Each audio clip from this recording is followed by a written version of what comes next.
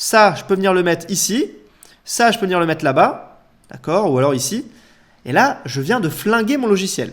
Comment on fait lorsqu'on a foutu la merde sur notre logiciel de montage, lorsqu'on a tout mis en désordre? Fenêtre, espace de travail, à rétablir la disposition enregistrée. Bonjour à tous, bienvenue sur la chaîne Comment avoir plus, content de vous retrouver aujourd'hui. On parle montage vidéo et vidéo très intéressante puisqu'on va voir les bases du montage et on va voir également comment bien s'organiser. La vidéo que vous voyez, elle est issue de mes formations que je propose. Je vous la mets gratuitement aujourd'hui, ça me fait plaisir. Si vous avez des questions, n'hésitez pas à les poser en commentaire, je me ferai un plaisir de vous répondre. C'est une vidéo qui va aussi bien s'adresser aux débutants qu'aux personnes qui ont déjà de l'expérience puisque vous le verrez, il y a pas mal de petits détails techniques qui peuvent évidemment tout changer lors de vos montages. Si vous voulez aller plus loin après avoir vu cette vidéo, je vous invite à aller en description. Il y a un lien avec 15 minutes d'extrait de ma formation Montage Guépard. C'est mon accompagnement qui vous aide à monter des vidéos en un temps record. Ça fait 10 ans que je fais ça. J'ai 2 chaînes YouTube, des clients et donc j'ai trouvé pendant ces 10 ans d'expérience les meilleurs process pour être extrêmement rapide et faire effectivement de belles choses, de beaux effets, etc. Mais avant, je vous laisse effectivement profiter de cette vidéo qui vous apprend les bases du logiciel et qui vous montre comment bien s'organiser et plein d'autres choses. J'espère que vous êtes prêts et on est parti. Donc, on commence par nouveau projet. Donc là, on a la première chose. Donc la première chose, c'est que lorsqu'on crée un nouveau projet, on nous demande le nom. Donc on va l'appeler vidéo tuto montage vidéo CAP comment avoir plus. Donc ça, c'est la première chose. On nomme notre fichier. C'est le nom du projet. C'est très important. Ensuite, on va changer l'emplacement. Donc on clique dessus. On vient mettre sélectionner un emplacement. Donc là, c'est une partie très importante. Vous êtes sur votre bureau, vous allez créer, ou sur votre disque dur, d'ailleurs, votre disque dur externe, ça marchera très très bien. Vous allez créer un dossier qui s'appelle montage. C'est vraiment une étape très importante et vous allez comprendre pourquoi juste après. Donc, dans votre dossier montage, vous allez créer un dossier par client. D'accord? Ou par chaîne. Si vous avez 2 chaînes YouTube, effectivement, vous mettez un dossier pour chaque chaîne. Donc, on va aller sur Comment avoir plus. Donc, vous créez effectivement un dossier avec le nom de votre chaîne. Très important. On clique dessus. Ensuite, on se rend compte qu'on a plusieurs mois. Donc, ce que vous devez faire, c'est que vous devez créer un dossier avec l'année. Donc, par exemple, 2023 et 10. Donc, ça veut dire que c'est en octobre, effectivement. Pourquoi le mois en premier? Parce que quand vous allez trier... Pourquoi l'année en premier, pardon? Puisque quand vous allez trier comme ça, trier en liste... en détail, vous allez pouvoir les retrouver facilement avec effectivement le plus récent en premier. Ok? Donc, on vient cliquer sur 22/11 puisque effectivement quand j'enregistre c'est fin novembre. On clique et là on se rend compte qu'on a plusieurs choses. Donc, ce qu'on va faire, c'est comme c'est une nouvelle vidéo, on va créer un dossier. On va créer un nouveau dossier par vidéo. C'est très très important ce que je suis en train de vous dire. Ça vous permet de clarifier vos fichiers et vos dossiers. Puisque sinon, si vous avez des fichiers un peu partout, ça va être un enfer. Puisque effectivement, vous devez faire en sorte que tous vos fichiers soient bien rangés. C'est très important, surtout si vous voulez modifier des vidéos des mois après. Ou quelques jours après. Donc, vidéo de formation, montage vidéo. Voilà, vous avez votre dossier. C'est magnifique. On double-clique. Donc, vous le voyez. Bureau ou disque dur. Sur disque dur, c'est très très bien aussi. Sur disque dur SSD, que ça vous permettra d'avoir une très très bonne vitesse. Donc, bref, un dossier montage, un dossier avec le nom de votre chaîne ou le nom de votre client, le mois avec l'année en premier et le nom de la vidéo. Jusqu'à là, on est clair. Ensuite, qu'est-ce qu'on va faire? Clic droit, nouveau dossier. Donc, sur Mac, effectivement, c'est la même chose. On va créer un premier dossier qui s'appelle Rush. D'accord? Donc Rush, c'est là où vous mettrez, on y reviendra plus tard, mais vos rushs audio et vos rushs vidéo, ce que vous avez enregistré avec votre caméra et vos micros. On va créer un deuxième dossier qui s'appelle Export, dans lequel on mettra l'export de la vidéo.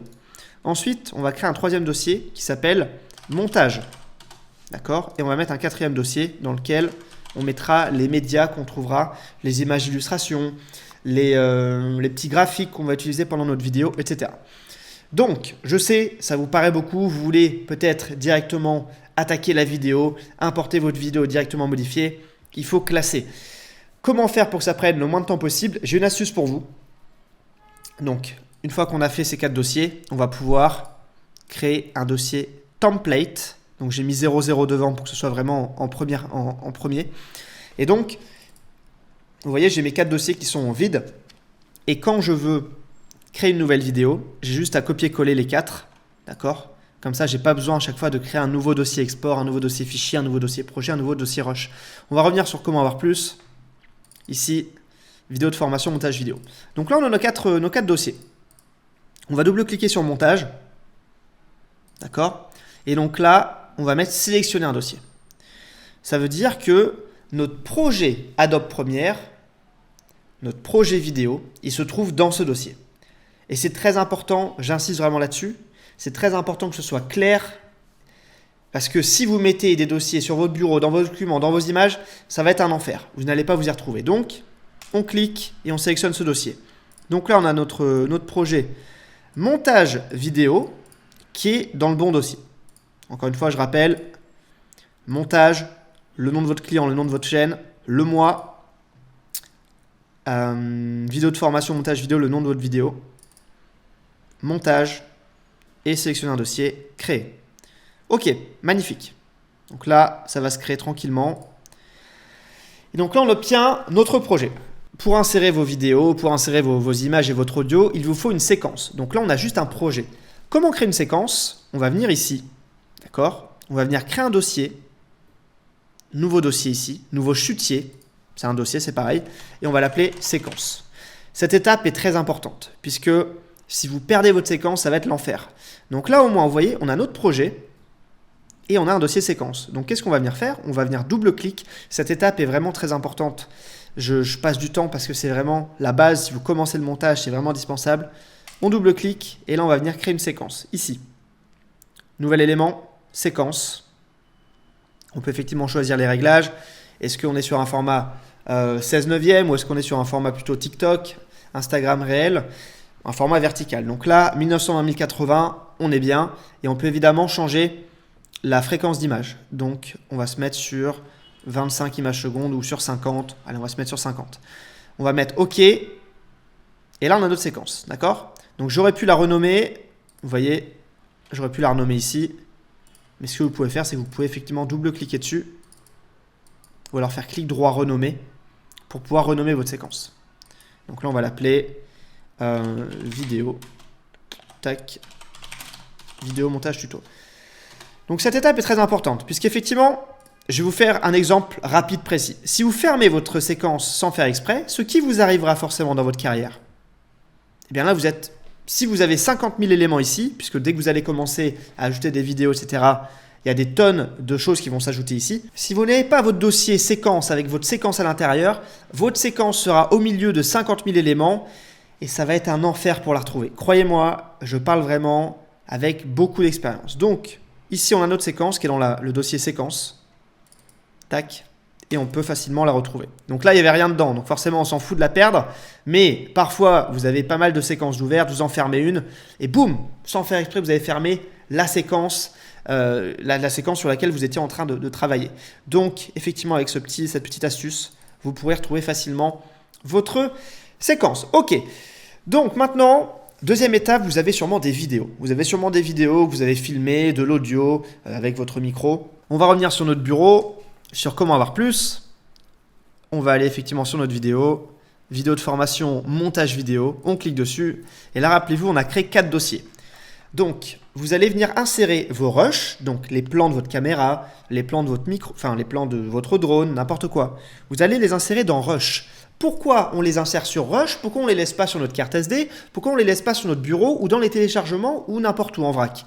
Parce que si vous mettez votre rush dans votre dossier téléchargement ou sur votre bureau et que vous supprimez ce fichier sans faire exprès ou que vous changez sa place, eh bien vous ne pourrez pas le retrouver. Si vous le supprimez, donc là c'est mort, vous ne pourrez pas le retrouver. Et si vous le changez de place, il y aura une erreur. Sur le logiciel, il va vous dire « mais attends, mais ce fichier est censé être sur le bureau, il n'est plus sur le bureau. Donc il va falloir le relocaliser, c'est un enfer. » Là, je parle vraiment avec de l'expérience, c'est un réel enfer.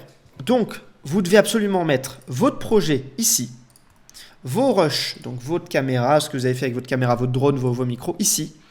Ensuite, médias, c'est lorsqu'on va trouver des choses, des images d'illustration, des graphiques, des schémas sur Internet, on va les mettre ici.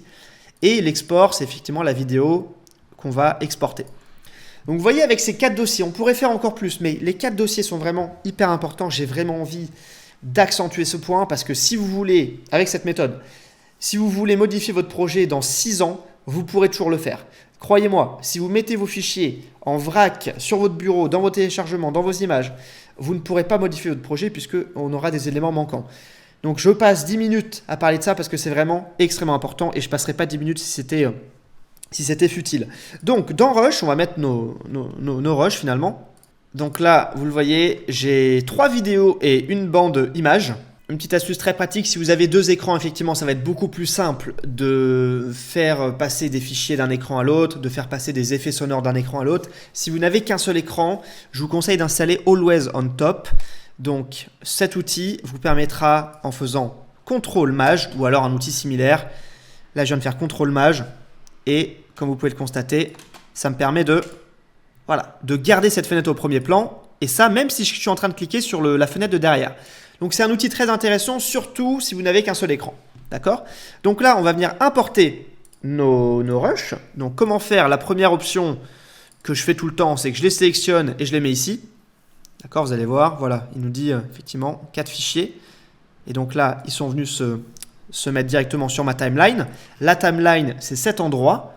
C'est cet endroit où justement on va venir éditer, on va venir mettre nos musiques, on va faire des coupures, etc., etc. Mais il y a une deuxième option pour insérer vos plans, c'est Fichier, Importer, Incorporer, c'est sur Photoshop. Et la troisième option, c'est une option si vraiment vous êtes un peu maniaque, si vous voulez vraiment tout classer, vous pouvez faire glisser le dossier des rushs directement ici. Et donc là, vous vous retrouvez forcément avec un dossier avec les rushs et vous pouvez mettre vos rushs comme ça. Donc moi, je ne le fais pas, je suis honnête avec vous, je ne le fais pas. Moi, ce que je fais, c'est que je vais directement transférer les rushs comme ça sur ma timeline. Ok, donc là, on se retrouve du coup avec des rushs, avec des plans caméra et un plan micro sur la timeline. On va tout voir étape par étape, c'est très clair ce que je vous ai préparé, donc vous en faites pas. La première chose qu'il faut savoir, c'est que si vous avez par exemple une séquence qui fait 25 images secondes, on va venir changer les réglages ici rapidement. Voilà, on va se mettre en 12 images secondes et que vous incorporez des médias dessus qui sont en 50 images secondes, qui ne sont pas en fait au même réglage. On va venir nous demander est-ce que vous voulez modifier la séquence pour faire correspondre ou est-ce qu'on va garder les réglages. Donc effectivement, vous devez savoir quel est le nombre d'images par seconde que vous voulez sur votre vidéo finale. D'accord? Est-ce que c'est du 25? Est-ce que c'est du 50? Et vous devez savoir si vous la voulez en verticale ou en horizontale. Et la qualité également, est-ce que vous voulez du 720p, du 1920 par 1080 ou alors de la 4K? Donc là, par exemple, j'ai une séquence qui est, je crois, en 10 images secondes. Vous avez vu, j'ai fait séquence, modifier les réglages. Et là, j'insère une vidéo qui est en 1080-50 images secondes. Donc là, on va me demander est-ce que je veux modifier les réglages ou est-ce que je veux garder ces réglages. Donc on va mettre modifier les réglages. Donc là, si on va sur séquence, réglage, séquence, on se rend compte qu'on est bien passé de 12 images secondes à 50. Ça, c'est la petite précision. Séquence, réglage, séquence, si jamais vous voulez changer la taille de l'image ou si vous voulez changer le nombre d'images par seconde. Ensuite, on va parler de l'interface. L'interface, comme vous le voyez, il y a beaucoup d'éléments. Je sais que ça peut faire peur au début. Sachez que voilà, tout est étirable, c'est-à-dire qu'on peut venir étirer cette bande ici. D'accord? On peut venir étirer celle-là. Si jamais on est dans les effets et qu'on veut voir nos effets en plus grand, on peut venir étirer. Retenez qu'on peut étirer, on peut également déplacer. Par exemple, ici, je peux venir le mettre en haut. Ça, je peux venir le mettre ici. Ça, je peux venir le mettre là-bas. D'accord? Ou alors ici. Et là, je viens de flinguer mon logiciel. Là, je viens de tout changer. Et là, vous pouvez vous dire, comment on fait? Comment on fait lorsqu'on a foutu la merde sur notre logiciel de montage, lorsqu'on a tout mis en désordre? Donc, comment faire lorsqu'on a mis des choses un petit peu partout, qu'on a changé une fenêtre sans faire exprès et que c'est juste impraticable? Que là, voilà, je ne peux absolument rien faire, c'est vraiment n'importe quoi.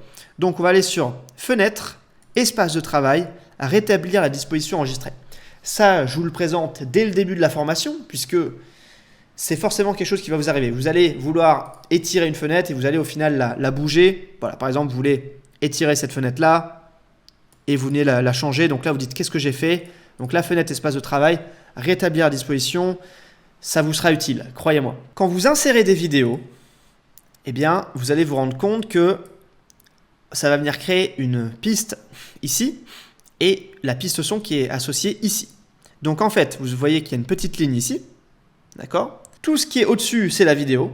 Ça va être des vidéos, des photos, des textes. Et tout ce qui va être en bas, c'est de l'audio. Ce qu'il faut savoir, c'est que... Alors, je vous expliquerai effectivement tout ce que je fais plus tard dans la formation, vous en faites pas. Mais si vous avez deux vidéos qui se superposent, d'accord, eh bien, c'est la vidéo du dessus qui prend le relais. Par exemple, ici, vous voyez, sur ma vidéo du dessus, j'ai ma tête en zoomé. D'accord? Mais vous voyez que c'est venu complètement masquer la vidéo du dessous, puisque elle est au-dessus. Elle est en V2, d'accord? Et donc la V2 vient camoufler la V1. La V3, effectivement, va venir camoufler les deux d'en bas. Bon, j'ai choisi le meilleur plan photo de moi. Voilà. Donc là, vous voyez un petit peu. Une piste qui est en V3 va forcément masquer les autres pistes qui sont en dessous. À part si cette piste ne prend pas la totalité de l'écran. Peut-être que cette piste, elle prend uniquement un cercle comme ça. Et donc dans ce cas-là, on va pouvoir avoir la V1 qui va être dessous et ensuite la V3 qui est dessus. Bon, je vous prends vraiment les pires exemples avec ma tête, mais c'est pas grave, vous comprenez un petit peu l'idée. D'accord? On va venir supprimer celle-ci. Et donc voilà, c'est vraiment pour vous apprendre le principe entre guillemets de superposition. Bon, si vous êtes sur Photoshop, vous connaissez, même sur Canva, c'est un principe de base, mais c'est vrai que c'est peut-être quelque chose que vous ne connaissiez pas. Au niveau du son, on peut se dire, est-ce que c'est pareil au niveau du son? Est-ce que le V2 vient camoufler est-ce que le A2 vient camoufler le A1? En fait, ils vont venir s'accumuler. Donc si vous mettez deux sons, celui d'en bas ne va pas prendre le dessus sur celui du dessus. Ils vont juste venir s'ajouter. Ça, c'est la petite précision. Ça ne va jamais remplacer un autre son. D'accord? Ensuite, petite interface vraiment simple. Comme vous pouvez le constater, on a un petit œil. Donc quand on va cliquer sur l'œil, ça ne va pas venir supprimer, ça va venir masquer. Qu'est-ce que ça veut dire? Quelle est la différence? Quand vous masquez une piste, vous pouvez la réactiver. Alors que si je la supprime, je ne peux plus la retrouver, à part si je fais effectivement retour en arrière. Mais voilà. Ça, c'est le petit œil. Et ensuite, pour les pistes son, le M, ça signifie muet, et le S, ça signifie solo. Donc, par exemple, là, on a deux pistes. On va les écouter. Bon, on va les décaler un petit peu. Ça va être horrible à l'oreille. Je suis désolé pour ça. On va venir les écouter. Ça va vous permettre de gagner de l'argent. Ça va vous permettre, vous allez vous dire... Voilà, donc là, il y a deux pistes. Si on clique solo sur celle-ci, on aura uniquement celle-ci. Posez la tête, vous allez vous dire, mais putain, mais comment je peux aider au maximum mon audience? On clique dessus pour enlever, et si on clique sur mute, M, ça va venir masquer cette piste. Et donc là, normalement, c'est le son qui correspond à l'image. Moi, ma chaîne, elle est basée sur des conseils YouTube pour vous développer. Donc voilà pour les petits boutons qui sont ici, muet, solo, et la petite, effectivement, le petit œil pour les vidéos. Au niveau de l'interface, vous le voyez, on a plusieurs choses en haut à droite. Ce qu'il faut savoir, c'est que vous pouvez venir rajouter des extensions. C'est un logiciel qui est vraiment modulable. Et donc, par exemple, ici, je suis venu rajouter une extension qui s'appelle Premiere Composer. Donc, vous pourrez par la suite rajouter des extensions sur le logiciel. Il y a différents panneaux. Le premier panneau, c'est le panneau effet. Vous voyez, quand on clique dessus, ici, on va venir développer ou réduire le panneau. Donc là, je ne sais pas ce que j'ai fait. Et vous voyez, ça m'arrive aussi. Je ne sais pas ce que j'ai fait, donc je fais fenêtre, espace de travail, rétablir à disposition. Et c'est quelque chose qui vous sera utile. Donc, le premier panneau, c'est les effets. On a pas mal de choses, notamment des transitions, pour des effets noirs et blancs, pour mettre plus de luminosité, par exemple, pour mettre en fond vert. Donc, effectivement, on peut également créer nos propres préconfigurations, quelque chose qui n'est pas disponible dans tous les logiciels. Et donc, vous voyez, j'ai pas mal de préconfigurations qui sont extrêmement intéressantes, qui me font gagner beaucoup de temps. Donc ça, c'est dans le panneau effet. Dans le panneau objet graphique essentiel, on va pouvoir trouver pas mal de choses, notamment des textes. Par exemple, pour prendre quelque chose au hasard. Voilà, là, par exemple, c'est un texte. J'ai juste besoin de le faire défiler comme ça. Et j'ai un texte, du coup, qui peut s'afficher. Voilà, qui est très, très moche. Mais voilà, vous voyez un petit peu de quoi il s'agit. Donc, dans ce panneau objet graphique essentiel, on pourra retrouver des textes, mais pas que, puisqu'on retrouvera également des animations. Donc là, je mets quelque chose purement au hasard. Voilà, par exemple, ici, c'est une sorte de transition. Donc ça, je m'en sers pas, mais je l'ai dans mes... Alors ça a l'air pas mal, celle-là. Est-ce qu'elle va mettre du temps? On a des animations qui peuvent s'afficher, qui peuvent être très sympas. On a également... j'ai des petites flèches aussi. Des petites flèches qui sont assez utiles. Voilà, des petites choses comme ça. Donc ça devrait moins ramer. Ouais, on parlera effectivement de ça juste après, il y aura un chapitre dédié. Voilà, par exemple ici je vais ajouter ça. Voilà. Plein de petits éléments comme ça, des éléments entre guillemets qui bougent. Des cœurs, enfin bref, il y en a pour tous les goûts et ça effectivement vous pouvez le choper sur internet, je vous expliquerai comment le faire. Ensuite, on va réduire ça, on a l'audio.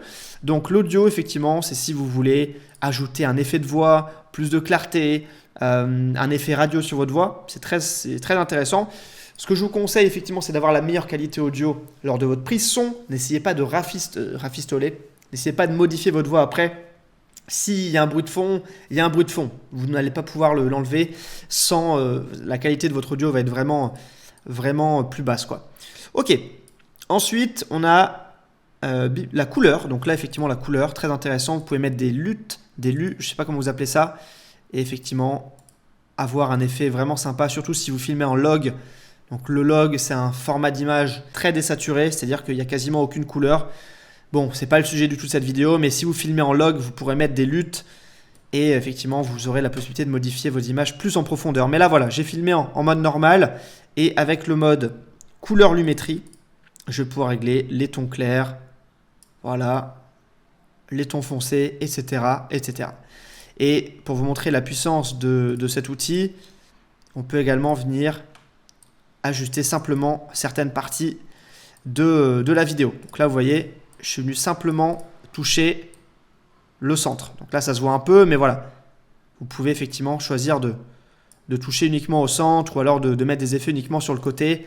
On y reviendra plus tard, effectivement. C'est juste pour vous mettre un petit peu l'eau à la bouche. Ensuite, je crois que c'est bon. Je voulais vous parler effectivement de quelque chose d'assez intéressant. C'est ce petit bouton qui vous permet de changer la résolution de prévisualisation. C'est-à-dire que ici, je suis en x1. Enfin, je suis en intégrale. Je peux également me mettre en 1/2 ou en 1/4.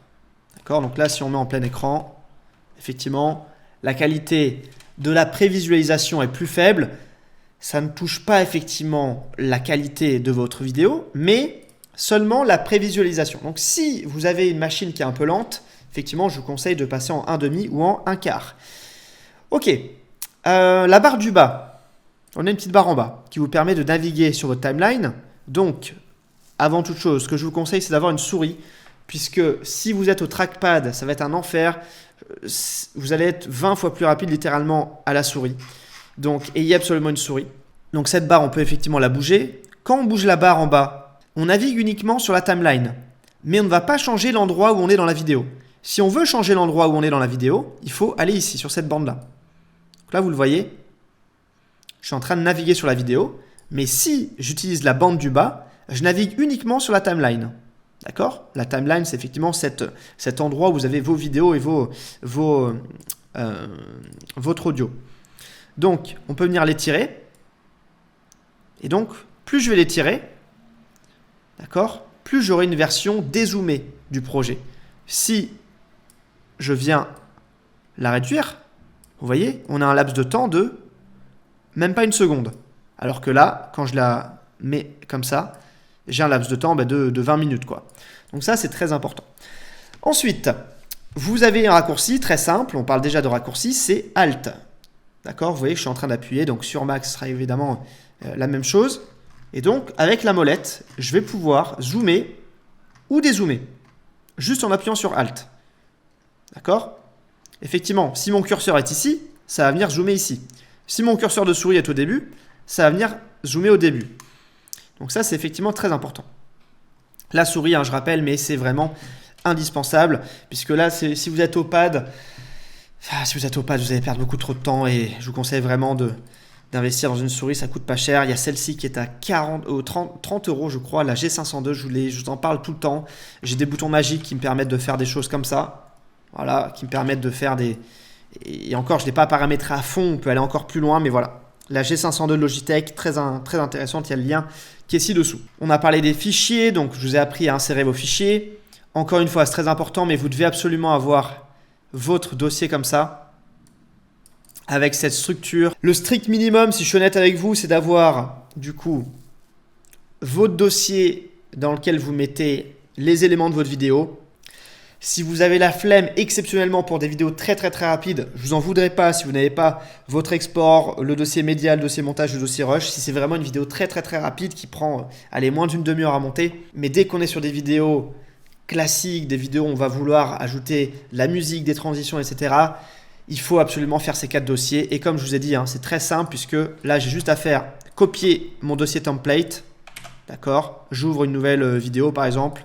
Tac. On va l'appeler nouvelle vidéo. CTRL V. Alors, je n'ai pas copié les bons.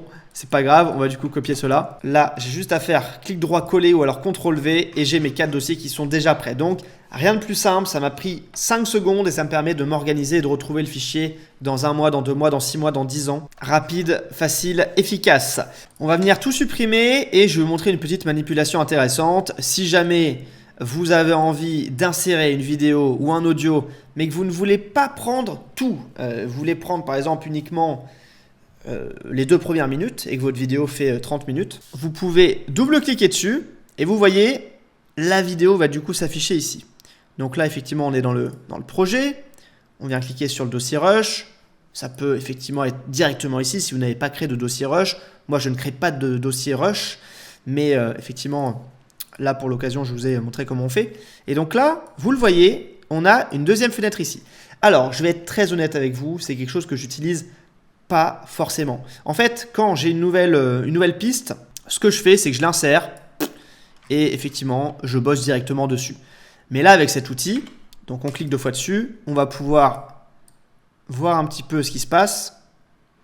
On va pouvoir sélectionner un point d'entrée et un point de sortie. Donc là, j'ai marqué un point d'entrée et un point de sortie sur cette vidéo. Ça veut dire que du coup, cette vidéo, pour le logiciel, elle va de là à là. Donc maintenant, le même fichier, je viens le déposer ici. Vous voyez, au lieu de faire 22 minutes, il fait plus que quelques instants, quelques secondes. Donc, je suis très honnête avec vous, c'est quelque chose que vous pouvez utiliser. Il y a un écran sur le côté gauche qui sert à ça. Moi, l'écran de gauche, je m'en sers pas. Si j'ai une timeline qui est assez remplie et que j'ai envie de mettre uniquement un petit bout d'une vidéo, ce que je vais faire, c'est que je vais tout simplement l'insérer comme elle est. Je vais aller tout à droite et voilà, je vais venir choisir le moment que je veux puisqu'effectivement j'aurai la possibilité d'avoir le son avec effectivement les pics de son. Ici, vous comprenez bien que je ne suis pas en train de parler et ici, quand ça monte, vous comprenez bien que forcément que je suis en train de parler. Donc voilà, j'utilise pas cet outil. Vous pouvez l'utiliser. Donc on double-clique, on marque l'entrée, on marque la sortie, très simple et on peut venir effectivement ici maintenant déposer et on aura uniquement ce passage-là. On peut également mettre uniquement l'audio ou uniquement la vidéo, c'est très utile. Donc, vous voyez, je m'y connais alors que je n'utilise pas, mais voilà. Ici, on va venir glisser avec uniquement la vidéo. Et ici, on va venir mettre uniquement l'audio. Voilà. Donc ça, c'est la petite parenthèse. Je vous le dis, vous pouvez vous en passer. Mais voilà, ça dépend des habitudes de chacun. Il y a certains qui vont dire oui, mais c'est indispensable. Moi, je m'en sers pas. Ou au pire du pire, si j'ai vraiment une séquence qui est bien complète, j'ouvre une nouvelle séquence avec CTRL-N et voilà. Là, je peux librement venir tailler sans avoir de risque d'endommager mon projet. D'accord? Je peux venir prendre ce petit passage, hop, CTRL-C et le mettre dans ma timeline sur mon projet. Petite parenthèse, si vous avez une piste vidéo et une piste audio sur votre logiciel et que vous voulez insérer quelque chose d'autre, que ce soit une image, une autre vidéo, eh bien vous le voyez, vous allez pouvoir l'insérer directement sur votre piste précédente. Donc là, effectivement, ça va venir masquer, ça va venir effacer l'ancienne piste, puisque là, vous le voyez, j'ai mis ma nouvelle piste, c'est mieux effacer l'ancienne. Donc nous, ce qu'on veut souvent, c'est ajouter une piste sans que ça vienne couper la piste précédente. Donc comment on fait? Au lieu de la mettre comme ça, on va aller juste en haut et on va du coup la placer sur la bande numéro 2. D'accord? Ou alors sur la bande numéro 3. Et si on veut une bande numéro 4, c'est possible, vous le voyez, on va juste en haut et du coup, ça va nous créer une bande numéro 4 dès maintenant. Voilà. Et donc là, si on clique dessus, effectivement, on remarque que ça vient de créer une bande vidéo numéro 4. Donc la petite erreur à éviter effectivement si vous commencez, c'est d'insérer votre photo, votre vidéo sur la vidéo déjà existante. Et donc là forcément c'est un peu le bordel puisque c'est venu couper complètement cette première piste vidéo. Donc pensez effectivement à l'insérer au-dessus ou même sur le côté. Vous pouvez dézoomer, vous mettez sur le côté tranquillement et vous pouvez travailler avec votre piste à votre guise. On a fini la première partie qui était la partie de présentation. On a vu comment insérer des fichiers, on a vu l'interface, on a vu pas mal de choses. On va maintenant passer à la partie gain de temps.